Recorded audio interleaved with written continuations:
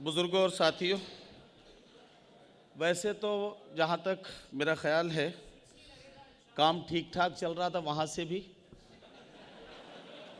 और अगर मैं सही बात कहूँ, शकीब भाई मेरी तरफ देख रहे हैं तो मैं इनकी आंखों में देखकर ये बात पूरे यकीन के साथ कह सकता हूँ कि तकरीबन रिज़्क हलाल हो भी चुका था।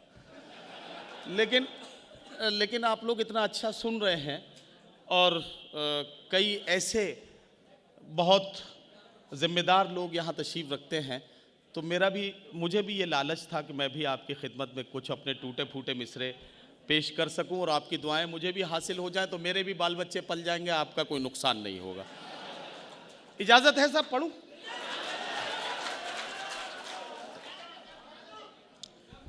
मैं शुरू करता हूं अपना सफ़र यहाँ से। समात कर रहे हैं कि वो पथराई सी आंखों को भी काजल भेज देता है, सुलगती दोपहर में जैसे बादल भेज देता है। वो पथराई सी आंखों को भी काजल भेज देता है, सुलगते दोपहर में जैसे बादल भेज देता है।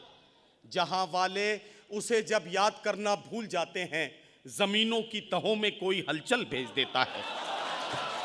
जहां वाले उसे जब याद करना भूल जाते हैं, जहां वाले उसे जब याद करना भूल जाते हैं, जमीनों की तहों में कोई हलचल भेज देता है। मैं अपने सब मसाइल बस उसी पर छोड़ देता हूं, मेरे उलझे मसाइल का वही हल भेज देता है। मैं अपने सब मसाइल बस उसी पर छोड़ देता हूं, मेरे उलझे मसाइल का वही हल भेज देता है। और ये शेर आप सबकी खिदमत में इंतहाई अदब के साथ पेश करता हूं। अगर कुछ कह दिया हो, कुछ कह सका हूं तो दुआओं से नवाज दीजिएगा। मैं अपने सब मसाइल बस उसी पर छोड़ देता हूं, मेरे उलझे मसाइल का वही हल भेज देता है। जहां अहले खिरद तेवर बदल कर बात करते हैं, जहां अहले खिरद तेवर बदल कर बात करते हैं, वो इबरत के लिए दो चार पागल भेज देता है। जहां अहले खिरद तेवर बदल कर बात करते हैं, वो इबरत के लिए दो चार पागल भेज देता है। वो इबरत के लिए दो चार पागल भेज देता है। हमारी आज की जब कोशिशें नाकाम होती हैं, हमें वो एक और उम्मीद का कल भेज देता है। हमें वो एक और उम्मीद का कल भेज देता है। गज़ल का मतलब पेश करता हूँ, एक गज़ल और पढ़ता हूँ, एक गज़ल का मतलब पेश करता हूँ, मैं पढ़ता हूँ। एक गज़ल के कुछ शेर और सुन लें और उसके बाद में, अब ये भाई इनकी फरमाइश है। वैसे तरन्नुम का मामला मेरा बहुत अच्छा नहीं है, और इसलिए नहीं है कि मुझे कोयल के अंडे नहीं मिले, तो अब जैसा भी है बहरहाल अब मैं पढ़ूंगा इंशाल्लाह। लेकिन तीन चार शेर सुन लें गज़ल के, मैं पढ़ना चाहता हूँ। गज़ल का मतलब यूं है, हज़रात गिरामी समात करें कि कुछ इस तरह से ज़माने पे छाना चाहता है, वो आफताब पे पहरे बिठाना चाहता है। ताल्लुकात के धागे तो कब के टूट चुके, मगर ये दिल है कि फिर आना जाना चाहता है। ताल्लुकात के धागे तो कब के टूट चुके, मगर ये दिल है कि फिर आना जाना चाहता है। चटक रहा है जो रह रह के मेरे सीने में, ये मुझ में कौन है जो टूट जाना चाहता है। चटक रहा है जो रह रह के मेरे सीने में, ये मुझ में कौन है जो टूट जाना चाहता है। जो कतरा कतरा इकट्ठा हुआ था आंखों में, वो खून अब मेरी पलकों पे आना चाहता है। जो कतरा कतरा इकट्ठा हुआ था आंखों में, वो खून अब मेरी पलकों पे आना चाहता है। अमीर शहर तेरी बंदिशें माज़अल्लाह, फ़कीर अब तेरी बस्ती से जाना चाहता है। अमीर शहर तेरी बंदिशें माज़अल्लाह, फ़कीर अब तेरी बस्ती से जाना चाहता है। एक शेर और पढ़ना है मुझे, इसलिए पढ़ना है कि इस एक शेर की बदौलत मुझे दुनिया भर में बड़ी दुआएं मिली, तो मैं चाहता हूं कि आप सबकी खिदमत में भी वो शेर पेश करके मुझे कुछ दुआएं यहाँ से भी पढ़नी है। चोगले साहब बतौर ख़ास ये दो मिसरे बर्दाश्त कर लें और उसके बाद वो शेर बतौर ख़ास मुझे सुनाना है आपको। सुनिए। इस वक्त हंसने का कोई मामला नहीं।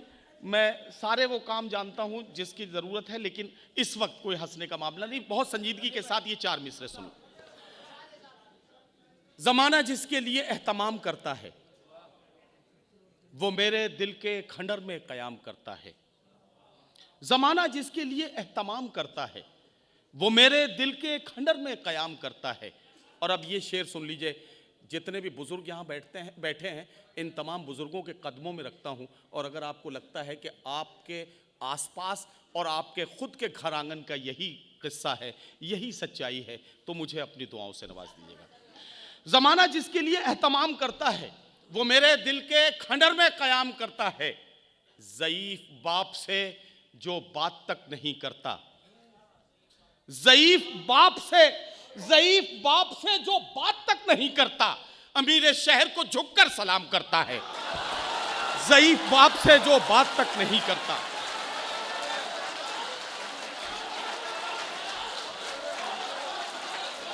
बहुत शुक्रिया, बहुत शुक्रिया, बहुत शुक्रिया हज़रात, बहुत शुक्रिया। ज़ईफ बाप से जो बात तक नहीं करता, अमीर शहर को झुककर सलाम करता है। अमीर शहर को झुककर सलाम करता है। अमीर शहर को झुककर सलाम करता है। मेरे बहुत अजीज दोस्त और छोटे भाई इमरान प्रतापगढ़ी ने एक गज़ल का इशारा किया है। बस 2-3 शेर हैं और उसके बाद आपकी ज़हमत तमाम मतला पढ़ता हूं कि वो शख्स बाअमल था मगर जिद पाड़ गया।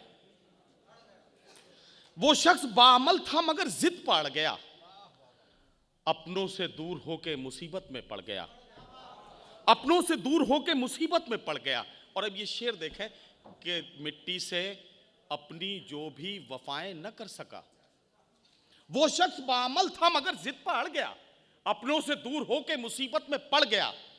मिट्टी से अपनी जो भी वफाएं न कर सका, वो पेड़ आंधियों में जड़ों से उखड़ गया।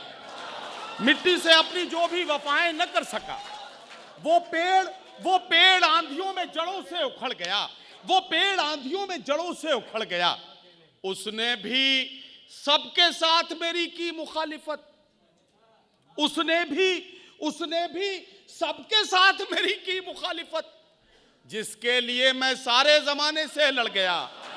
उसने भी सबके साथ मेरी की मुखालिफत, जिसके लिए मैं सारे जमाने से लड़ गया, जिसके लिए मैं सारे जमाने से लड़ गया। और जिस दिन मेरे उरूज की उसने खबर सुनी, उस दिन से उसका ज़हनी तवाज़ुन बिगड़ गया। जिस दिन मेरे उरूज की उसने खबर सुनी, जिस दिन मेरे उरूज की उसने खबर सुनी, उस दिन से उसका ज़हनी तवाज़ुन बिगड़ गया। बहुत शुक्रिया। मेरे एक नौजवान साथी का हुक्म था तरन्नुम के लिए। बहुत ज़्यादा ज़हमतें आपके लिए नहीं है, सिर्फ एक मतला पढ़ूंगा ताकि उनके हुक्म पर अमल भी हो जाए और मेरा भी काम हो जाए। बस उसके बाद वो जो जिम्मेदारी जो मुझे सौंपी गई, एक मतला बस सुन लीजिए। मुझे एक बात याद आती है कि एक मुशायरा बम्बई में हो रहा था। मोहतरम मजरू सुल्तानपुरी साहब उस मुशायरे की सदारत फरमा रहे थे। एक मेरे जैसे किसी मुब्तदी शायर ने कहा कि हुजूर, अगर हम जैसे शायरों के कलाम पर आप कभी चौंक कर दाद दे दिया करें तो हमारी भी ज़िंदगी संवर जाएगी। तो मजरू सुल्तानपुरी साहब ने बड़ा तारीख़ी जवाब दिया। उन्होंने कहा कि बेटे, दाद यूं ही नहीं मिलती, चौंकाओ तो दाद पाओ। अब मैं आप सबसे गुजारिश करता हूं कि अगर मैं आपको चौंका सकूं तो अपनी दाद से नवाज दीजिएगा, अपनी दुआओं से नवाज दीजिएगा। मैं पेश करता हूं मतला। आज फिर चाय की मेज पर एक हसरत बिछी रह गई। आज फिर चाय की मेज पर एक हसरत बिछी रह गई। आज फिर चाय की मेज पर एक हसरत बिछी रह गई। प्यालियों ने तो लब छू लिए, केतली देखती रह गई। प्यालियों ने तो लब छू लिए, केतली देखती रह गई। बहुत शुक्रिया। नाजिम होने का मतलब ये नहीं है कि दूसरों का वक्त काट के अपने हिस्से में कर लिया जाए, इसलिए मैं जानता हूँ कि मुझे कितना पढ़ना चाहिए। मैंने आपका बहुत वक्त लिया, आपका बहुत शुक्रिया कि आपने मुझे दुआओं से नवाजा। आइए, अब आपकी ज़हमत है तमाम, मैं आपसे एक बात अर्ज़ करना चाहता हूँ कि सच बोलना कल भी मुश्किल था, आज भी मुश्किल है, लेकिन कुछ दीवाने ऐसे होते हैं कि इस मुश्किल काम को बड़ी आसानी के साथ पूरा करते हैं। एक बात मैं बड़ी जिम्मेदारी के साथ कहना चाहता हूँ कि अगर पिछले 5-7 सालों के मुशायरों पर नज़र डालें और ख़ास तौर से उर्दू के चाहने वालों की महफिलों में आम बोलचाल, आम लफ्ज़ियात में आज के अहद की कड़वाहटों को और आज के अहद के समाज के जहर को, सियासत की करम फरमाइयों को अपने कलाम का हिस्सा बनाकर लोगों के दर्द, लोगों के कर्ब और लोगों के एहसास को अपने कलाम का हिस्सा बनाना एक नौजवान ने अपनी जिम्मेदारी समझा है, अपनी ज़िंदगी का मिशन समझा है। मैं इस वक्त उनसे मुलाकात कराने जा रहा हूं। आप सब समझ रहे हैं, आप सब समझ रहे हैं कि मैं अब किसे बुलाने जा रहा हूं। हाँ, आप सब समझ रहे हैं, लेकिन जब आप समझ ही गए हैं तो मैं आपको एक और समझदारी की बात बता दूं कि इमरान प्रतापगढ़ी साहब को मैं बुलाने जा रहा हूं। मैं आपसे वादा करता हूं, इमरान प्रतापगढ़ी को मैं 2 बार बुलाऊंगा। एक बार अभी जब इमरान प्रतापगढ़ी अपनी बारी पर अपनी मर्जी से आपकी खिदमत में अपना वो कलाम पेश करेंगे जो वो आज की रात आपके लिए तय करके आए हैं कि उन्हें आपको क्या सुनाना है। उसके बाद हमारे 2 मेहमान शोरा और हैं और एक मेहमान शायरा है मोहतरमा निकत अमरोवी, जिन्हें टेलीविज़न के ज़रिए और वैसे भी उर्दू की महफिलों में आपने बहुत सुना है, उनको सुनना है। ये 3 मेहमान शोरा है जिनका कलाम हमें सुनना है। उसके बाद इमरान प्रतापगढ़ी फिर से माइक पर आएंगे, मैं आपसे वादा करता हूं, और वो दौर आपकी फरमाइशों का दौर होगा।